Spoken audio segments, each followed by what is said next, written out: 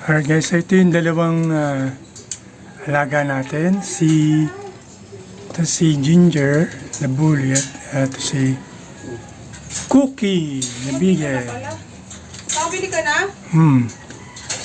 Siya na, so can see magkasama sila. And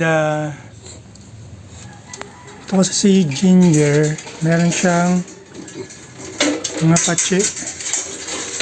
Then I suspect ng reason yan is minsan kasi ito sa Ginger kumakain ng pupo niya, which is siguro natutunan niya sa magulang niya ng bata siya. So ang ginagawa ko is pag di pa siya napupo, kinakadena ko siya doon sa gilid para pagka in case na pumupo siya hindi niya makakain. So far ilang araw ko nang ginagawa yun.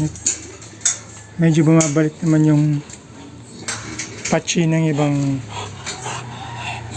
yung parts ng ibang katawan niya na walang buhok.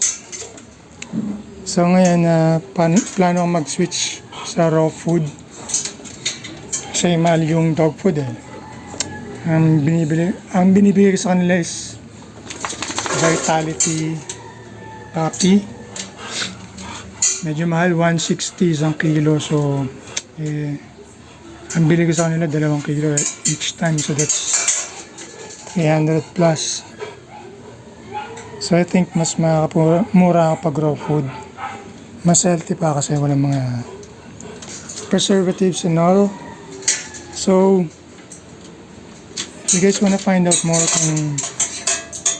kung ano yung paano ko gagawin yung raw food nila, subscribe lang kayo para updated kayo once na in-upload ko na yung video, at para makakita rin kayo ng mga update about dito kay